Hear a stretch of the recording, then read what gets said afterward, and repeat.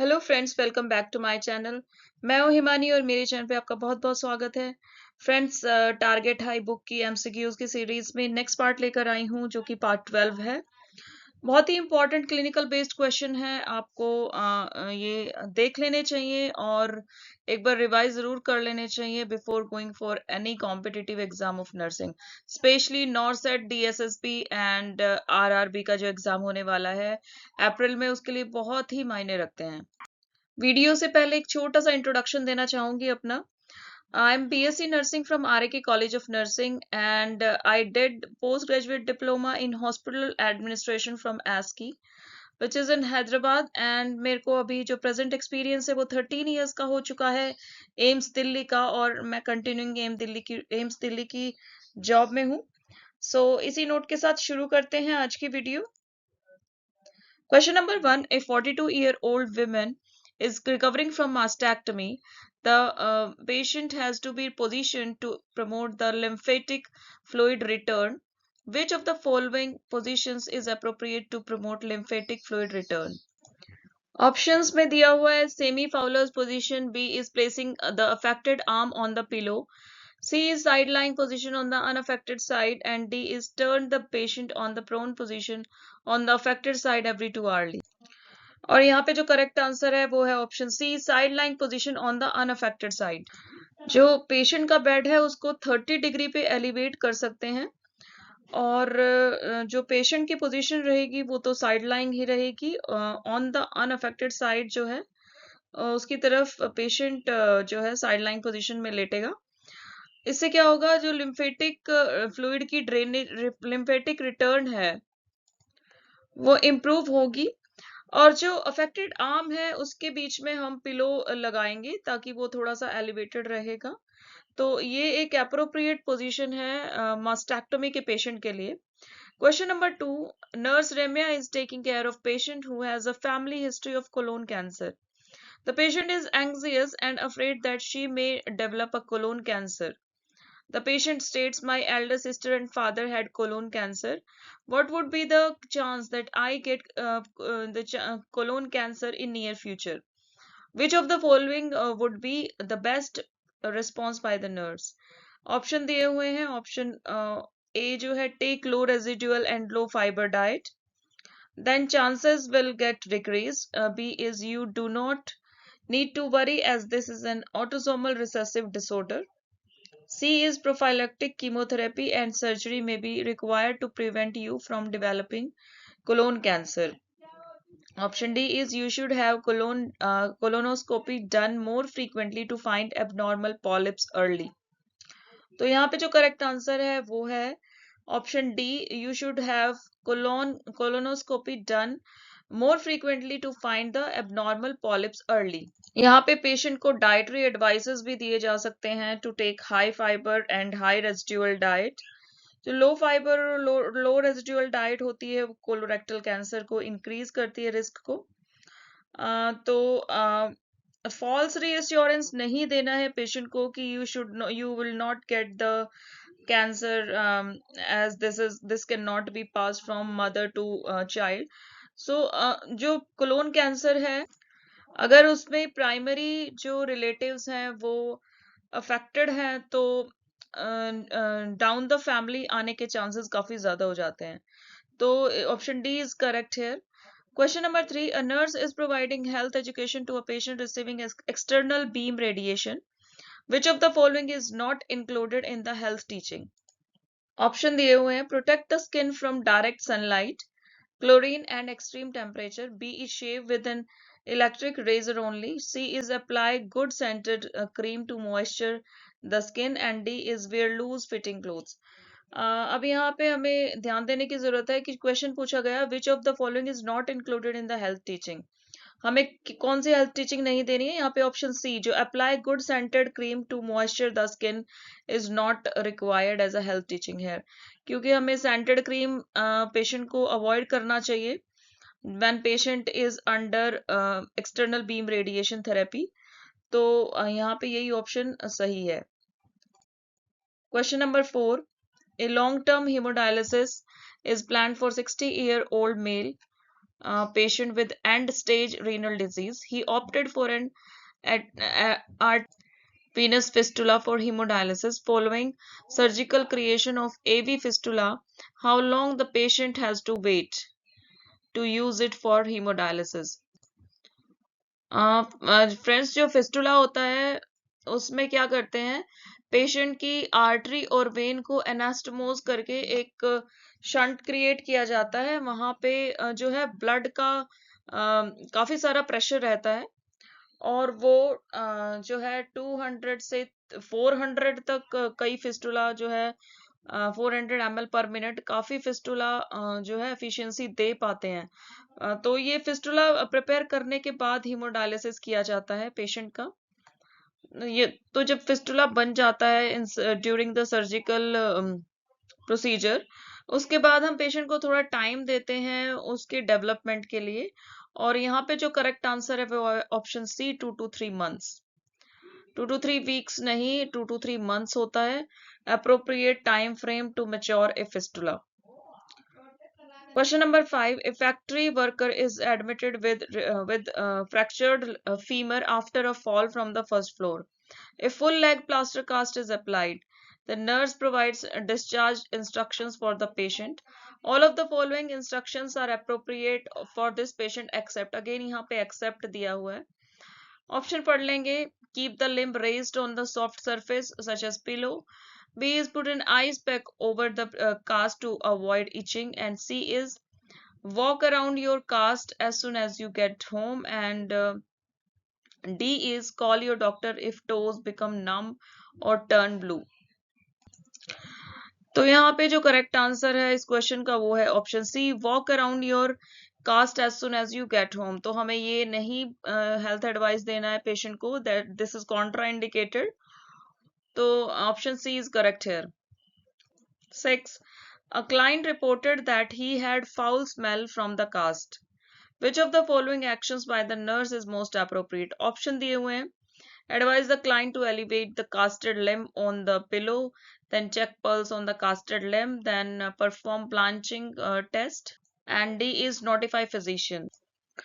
Blanching test ये देखने के लिए किया जाता है कि जब प्रेशर देते हैं एक मतलब साइड पे पेशेंट को, तो जो है डिस्कलरेशन और रेडनेस जो है वो रिलीज हो जाती है, और जब प्रेशर हटाते हैं तो फिर से रेडनेस जो है अपीयर हो जाती है। तो इसको बोलते हैं हम ब्लांचिंग टेस्ट। तो अगर टिश्यू परफ्यूजन अप्रोप्रिएट होगा तो ब्लांचिंग टेस्ट जो है नेगेटिव आएगा। यहाँ पे जो करेक्ट आंसर है ऑप्शन सी है, सॉरी, यहाँ पे जो करेक्ट आंसर है वो क्या है, ऑप्शन डी होगा, नोटिफाई फिजिशियन। अगर ऐसा कुछ भी होता है कि फाउल स्मेल आ रही है कास्ट से, तो इमीडिएटली पेशेंट को डॉक्टर को दिखाना है, क्योंकि वो अप्रोप्रिएटली एग्जामिन करके या तो प्लास्टर को रिमूव करके रीप्लास्टिंग करेंगे, या फिर पहले इन्फेक्शन को, जो है फाउल स्मेल तो इन्फेक्शन के कारण ही आती है, तो अगर पेशेंट को इन्फेक्शन है तो उसको ट्रीट किया जाएगा। Question number 7. After arthroscopy procedure, client reports increased knee pain for more than 3 days. Which of the following action by the nurse is most appropriate? Option A, notify physician, advise the client to elevate the leg, apply ice pack on the site of the pain, and explain to the client that it is a normal finding। तो यहाँ पे जो correct answer है वो है notify the physician. ऐसा क्यों है? क्योंकि जब आर्थ्रोस्कोपी करते हैं, कोई भी ट्रीटमेंट होता है जॉइंट का, उसमें क्या होता है, कॉम्प्लिकेशन डेवलप हो सकती है, जिसके चांसेस होते हैं वो है SONK यानी सोंक। सोंक नी में क्या होता है या सोंक जॉइंट में क्या होता है, ये स्पॉन्टेनियस नेक्रोसिस होता है नी जॉइंट का, जिसको हम सोंक के नाम से भी जानते हैं। यह है स्पॉन्टेनियस ओस्टियोनेक्रोसिस ऑफ नी, SONK, सोंक। तो अगर सोंक सिंड्रोम है तो हमें इमीडिएटली नोटिफाई करना होगा फिजिशियन को। इसमें भी जो सिम्टम आते हैं पेशेंट को वो सिवियर पेन ही आता है, तो हमें ध्यान रखना होगा कि after the procedure if at all patient has developed shock, तो हमें इमीडिएटली इन्फॉर्म करना होगा पेशेंट डॉक्टर को। Question number 8. A 54-year-old woman who is on treatment for her osteoporosis is prescribed alendronate. The nurse is providing health education regarding self-administration of alendronate for this client. Which of the following instruction has to be included in the health teaching of this client? यहाँ पे जो nursing intervention है alendronate के लिए वो यही है कि जो alendronate होता है वो जो गैस्ट्रिक इरिटेशन है उसको इंक्रीज कर देता है। तो पेशेंट को इंस्ट्रक्शंस दी जाती हैं कि ड्रग को एम्प्टी स्टमक लेना है with full glass of water and stay upright till 30 minutes. तो ऑप्शन सी इज करेक्ट है। Take the drug on the empty stomach with full glass of water and stay upright for 30 minutes. Question number 9. Mr. Ranjan, 42-year-old male, is experiencing weakness with lower limbs and bladder dysfunction due to prolapsed 11th and 12th disc. The student nurse checks the doctor's chart and found which surgery is planned to correct the prolapsed disc. तो जो prolapse disc के लिए जो surgery की जाती है उसको लेमिनेक्टमी के नाम से जाना जाता है। तो यहाँ पे जो आंसर होगा वो लेमिनेक्टमी होगा, यानी option B. Question number 11. A strong, healthy patient with a lower leg cast is learning to move and mobilize with auxiliary crutches. Which of the following gaits is most appropriate for this type of patient in this scenario? यहाँ पे important बात है देखने के लिए कि patient is strong healthy.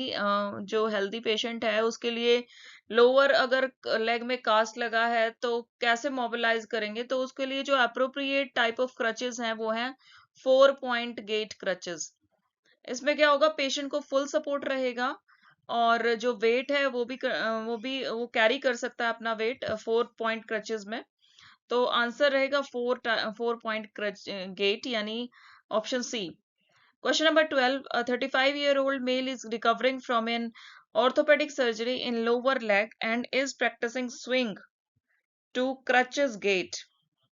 In this method, the patient needs to move both crutches forward, leans on the crutches and then lift and swing both legs into the place. जो उसमें दिया हुआ है फिगर में, आप उससे अच्छे से पता चला सकते हैं कि यहाँ पे क्वेश्चन में बोल क्या रहा है। तो ऑप्शन दिया हुआ है before reaching the crutches tips, at the level with the crutch tips, pass the crutch tips, या फिर एट ईदर बिफोर और at the level of the crutch tips. या जो करेक्ट आंसर है वो option B, at the level with the crutch tips. Question number 13. The nurse is instructing a patient who has crutches how to sit down on the chair while holding the crutches. While doing this action, the patient should hold both the crutches in the, कौन से हाथ में लेना चाहिए patient को crutches को while sitting? Dominant hand, non dominant hand, hand on the affected side, hands on the unaffected side. तो यहाँ पे option C is correct, hand on the affected side. जब अफेक्टेड साइड के हैंड में जो patient है वो दोनों क्रचेस को होल्ड करेगा तभी वो दूसरा पार्ट जो है फ्री कर पाएगा और उसे चेयर होल्ड करके बैठ पाएगा। Question number 14. A 35-year-old male patient is brought to the emergency room after he sustained multiple injuries from a road traffic accident. Which of the following assessments should take the highest priority to take? The option they were great Turner's signs in the flank, B is irregular pulse, C is pupils unequal, and D is a deviated trachea. तो जब भी कोई किसी patient को road traffic accident होगा तो definitely जो हमारा सबसे पहला काम है वो एबीसी को चेक करना है। तो अगर एबीसी अप्रोप्रिएटली काम कर रहे हैं तभी हम नेक्स्ट चीज पे जाएंगे। A is airway, B is breathing and C is circulation. तो एबीसी टेक्निक लगानी है हमने। सबसे पहले एयरवे देखेंगे तो यहाँ पे जो करेक्ट ऑप्शन है वो ऑप्शन डी है, ए डेविएटेड ट्रैकिया। अगर ट्रैकिया डेविएटेड होगा तो that is a sign of chest injury, और अगर चेस्ट इंजरी है तो फिर रेस्पिरेटरी डिस्ट्रेस में जाने के चांसेस ज्यादा हो जाते हैं पेशेंट के। तो एयरवे देखते हुए हम ट्रैकिया को एग्जामिन करेंगे और यहाँ पे ऑप्शन डी करेक्ट हो जाएगा, ए deviated trachea. Question number 15. Nurse Ramya is working in emergency room as a triage nurse. A 45-year-old male patient is brought to the emergency room with complaints of dizziness, diaphoresis, and mid-sternal chest pain. Which of the following nursing intervention is the priority action for this client? तो यहाँ पे patient को dizziness है, diaphoresis है और mid sternal chest pain है। Friends, जो diaphoresis होता है वो एक मेडिकल टर्म है एक्सेसिव स्वेटिंग के लिए। तो जब पेशेंट को एक्सेसिव स्वेटिंग होती है विदाउट एनी रीजन तो उसको बोला जाता है डायफोरेसिस। तो यहाँ पे पेशेंट को डायफोरेसिस हो रही है, डिजीनेस हो रही है and mid sternal chest pain है, तो एमआई के चांसेस हो सकते हैं पेशेंट को। तो एमआई के लिए हम सबसे पहले क्या करेंगे, ऑक्सीजन एडमिनिस्टर करेंगे, क्योंकि मायोकार्डियल इन्फेक्शन और जो कार्डियक मसल हैं उनको ज्यादा ऑक्सीजन सप्लाई की जरूरत होती है एट दिस टाइम। तो नेक्स्ट इंटरवेंशन करने से ऑब्वियसली उसके बाद हम ईसीजी और बाकी सारी इंटरवेंशंस करेंगे, लेकिन सबसे पहले हम पेशेंट को ऑक्सीजन एडमिनिस्टर करेंगे, जो कि एक नर्सिंग रिस्पॉन्सिबिलिटी के अंडर आता है। Question number 16. Rabia nurse is educating a patient allergic to pollen about signs and symptoms of anaphylactic shock. She is aware that the following signs and symptoms are associated with anaphylactic shock, except कौन सा sign associated नहीं है? Option 1, feeling dizzy. Second, itching, hypertension and dyspnea. यहाँ पे जो option C है, hypertension is not the sign of anaphylactic shock, बल्कि hypotension जो है is the sign of anaphylactic shock. क्योंकि एनाफाइलैक्टिक शॉक में जो है ना बीपी हमारा कम हो जाता है due to the histamine secretion in the body, और उससे क्या होता है, हमें डिस्निया होगा, वीजिंग होगी, swelling of upper airway could be there, then coughing, then watery eyes हो जाएंगी, स्टफी नोज हो जाएगा और टैकीकार्डिया और हाइपोटेंशन होगी। तो दीज आर द सिम्टम्स। यहाँ पे जो है ऑप्शन सी है वो इनकरेक्ट है, तो ऑप्शन सी आंसर होगा। Question number 17. A patient admitted to the ward has developed a sudden anaphylactic shock. Again, anaphylactic का question है. While administering IV medication, the nurse responds by immediately stopping the medication. Very good.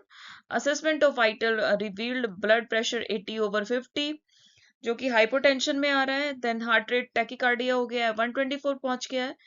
SpO2 88% आ गया है, कम हो गया है, और redness, face पे redness है, स्वेलिंग है, वीजिंग है, ये सारे सिम्टम्स हैं एनाफाइलैक्टिक शॉक के।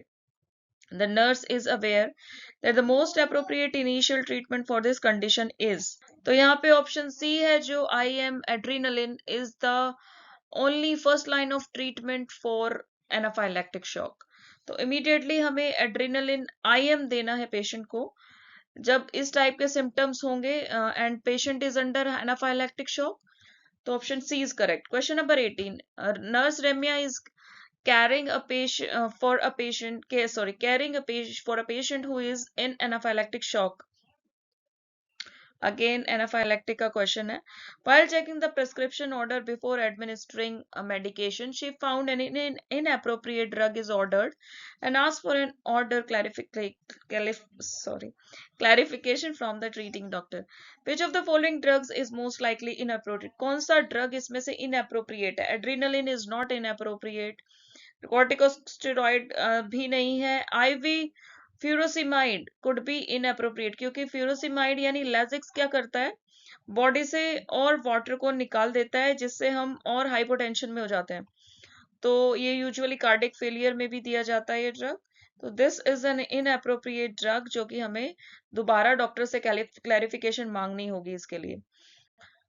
नेक्स्ट पे चलते हैं। Question number 19. A 52-year-old postmenopausal women presented to the emergency department with 24-hour history of leg pain, redness, warmth and tenderness. Which of the following is most likely diagnosis of the patient? यहाँ पे जो options है, muscle strain, deep vein thrombosis, nephrotic syndrome या फिर chronic Venus insufficiency. तो यहाँ पे जो करेक्ट आंसर है वो होगा बी, डीप वेन थ्रोम्बोसिस, क्योंकि ये सारे सिम्टम्स जो शो कर रही है postmenopausal women जो है leg pain, redness, warmth and tenderness, they all are symptoms of deep vein thrombosis. यहाँ पे 52-year postmenopausal women को हाईलाइट इसीलिए किया गया है क्योंकि due to hormonal changes deep vein thrombosis जो है उसके चांसेस जो है बढ़ जाते हैं, रिस्क इंक्रीज हो जाता है पोस्ट मेनोपोजल फीमेल्स में। तो इसीलिए यहाँ पे डीवीटी को पोस्ट मेनोपोजल के लिए हाईलाइट किया हुआ है। Question number 20, A 30-year old laborer Ramlal is admitted to the hospital with high degrees of fever, maculopapular rash and joint pain from last 4 days. The patient shows typical symptoms of maculopapular rashes. क्या होते हैं, जैसे आप picture में देख सकते हैं, skin की कंडीशन होती है जो डिस्कलर्ड एरियाज, मैक्यूलास जिसको बोलते हैं, विद स्मॉल रेज्ड बम्प्स यानी पैपुला। तो मैक्यूला भी होंगे और पैपुला भी होंगे, तो उसको बोलते हैं मैक्यूलोपैपुलर रैशेस। और ये आएंगे face, limbs, trunk and extremities पर। Face, limb, trunk and extremities पर। ये हमेशा डेंगू फीवर में आते हैं, लेकिन प्रॉब्लम यहाँ पे ये है कि 3 टाइप के डेंगू फीवर दिए हुए हैं। तो किस में हम ये जो है सिम्टम आएंगे वो बता सकते हैं। सबसे पहला है डेंगू शॉक सिंड्रोम, जो कि सबसे सीवियर डेंगू फीवर होता है। ये कैरेक्टराइज किया जाता है सर्कुलेटरी फेलियर से, तो इसमें नहीं आते हैं। बी दिया हुआ है डेंगू हेमरेजिक फीवर। हेमरेजिक में भी ब्लीडिंग के चांसेस बढ़ जाते हैं डिफरेंट बॉडी ओरिफाइसेस से। तो इसमें भी जो है ये मैक्यूलोपैपुलर रैशेस नहीं आते हैं। लेकिन जो सी टाइप है क्लासिकल डेंगू फीवर, उसमें हमेशा मैक्यूलोपैपुलर रैशेस एक्सपेक्ट किए जाते हैं। तो यहाँ पे जो करेक्ट आंसर है वो option C, classical dengue fever. So friends, that's all for today. Please subscribe कर लीजिए मेरे चैनल को अगर आपको मेरी वीडियोस अच्छी लग रही हैं तो, और आगे आने वाली वीडियोस देखने के लिए। And please like, comment and share the power points so that दूसरे लोगों को भी फायदा हो। तो all the best for the coming exam. Thank you, bye bye.